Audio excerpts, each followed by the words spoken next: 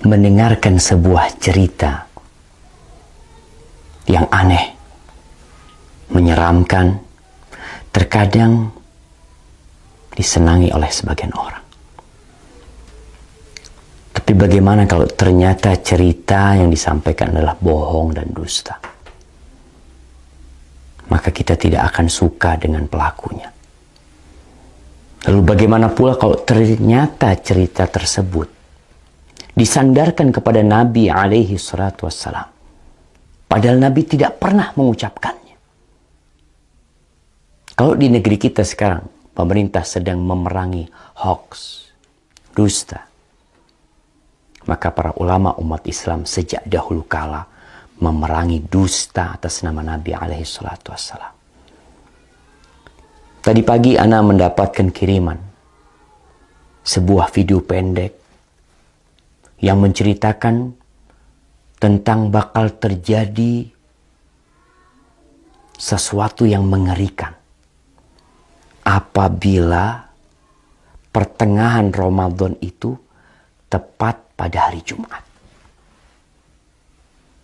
Dengan semangat dia membacakannya, membuat orang yang menontonnya akan tertarik dan mungkin percaya. Dan memang dusta apabila diulang-ulangi, disebarkan, terkadang bisa menjadi sesuatu yang diyakini oleh manusia kebenarannya, padahal itu hoax.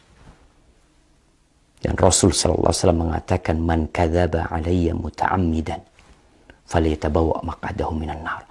Barang siapa yang sengaja berdusta atas nama aku, hendaklah dia bawa kursinya, tempat duduknya ke neraka.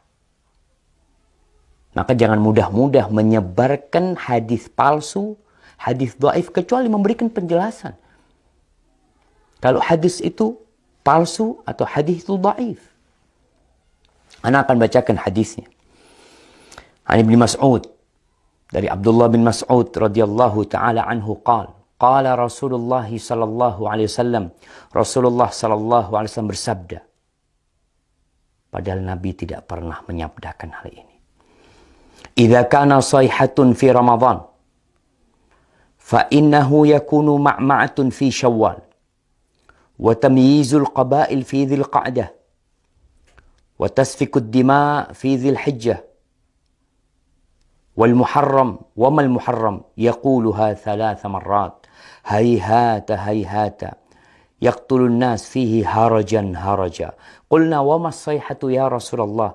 Qala hadhihi fi an-nisfi min Ramadan lailatul jumu'ah fatakunu hadhihi tuqidun na'im wa tuq'idul qa'im wa tukhrijul awatiq min khudurihinna fi lailati jum'atin fi sanatin kathiratiz zilzal wal barad.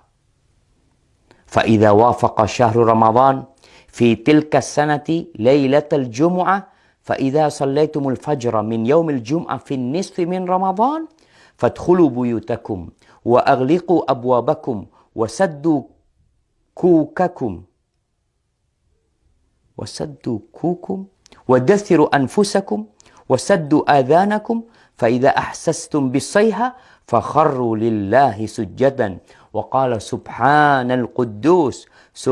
القدوس ربنا القدوس فإن من فعل ذلك نجا ومن لم يفعل هلك. Jamaah rahimakumullah. Ramadan tahun ini, tanggal 15 Ramadan, insya Allah hari Jumat. Ini yang menyebabkan penyebar hadis ini. Karena hadis ini seakan-akan akan berlaku tahun ini.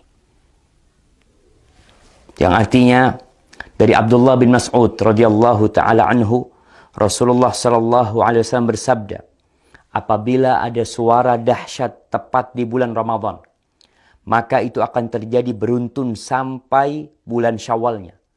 Banyak di antara golongan manusia lebih memisahkan diri. Mereka bergerombol-gerombol di bulan Dzulhijjahnya. Pertumpahan darah banyak terjadi di bulan Dzulhijjah tersebut. Juga semakin klimak ketika masuk di bulan Muharram. Rasulullah sallallahu alaihi wasallam menyebutkan hal itu 3 kali. Apa yang harus kami lakukan di bulan Muharram? Para sahabat bertanya, sayang, Sungguh sayang, kata beliau, mereka tidak mengetahui dan apa yang harus dilakukan di bulan Muharram. Saat itu di antara manusia banyak yang saling membunuh. Apa suara dahsyat itu ya Rasulullah? Sahabat bertanya kepada Nabi SAW. Suara keras itu adalah mulai terjadi di pertengahan bulan Ramadan yang bertepatan di malam Jumat. Suara dahsyat itu mengagetkan orang-orang yang sedang tidur, menjatuhkan orang yang sedang berdiri.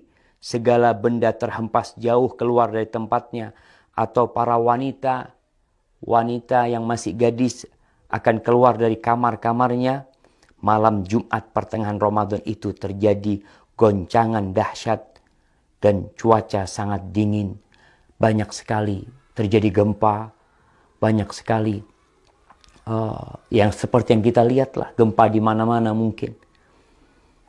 Kemudian apabila bulan Ramadan itu tepat di tahun itu, dan kalian sedang melaksanakan sholat subuh malam Jumat di pertengahan bulan Ramadan tersebut, masuklah ke dalam rumah, kuncilah pintunya, tutuplah kepala kalian, lindungi tubuh kalian, dan tutup telinga kalian.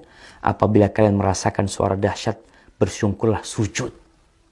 Nih, ada sujud. Kita tahu sujud itu ada sujud syukur, sujud tilawah, kemudian ada sujud sahwi, ada sujud ketika sholat. Ini sujud ketika mendengar suara keras. Membaca Subhanal Quddus, Rabbunal Quddus. Karena sesungguhnya apabila kalian melakukan itu, niscaya selamat.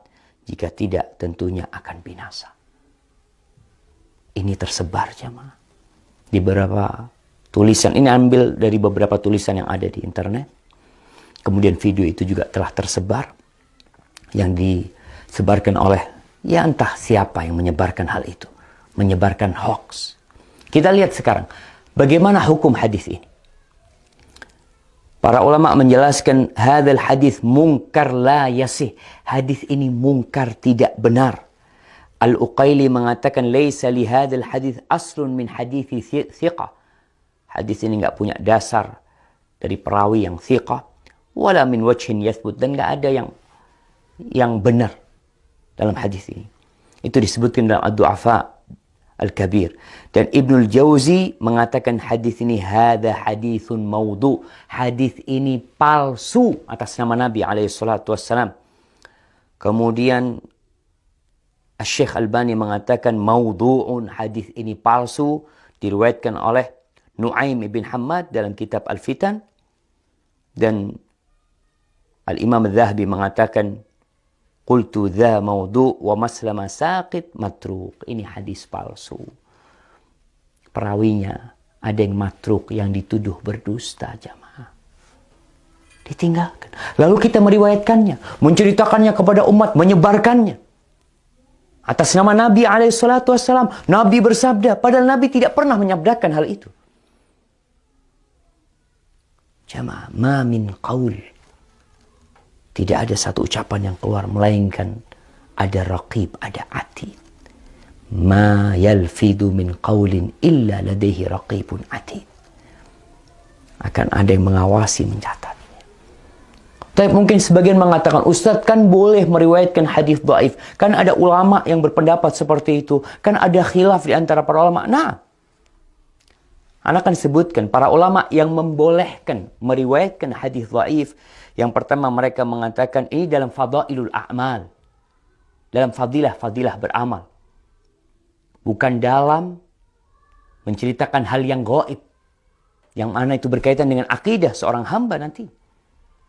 Boleh mengamalkan hadis-hadis dhaif dalam fadailul a'mal dengan catatan 3. Yang pertama, hadisnya tidak terlalu dhaif.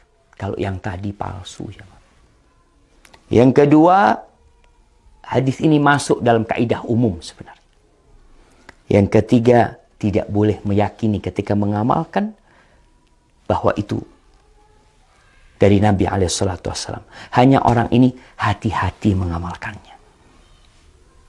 Maka hadis palsu, hadis yang dhaif sekali tidak boleh.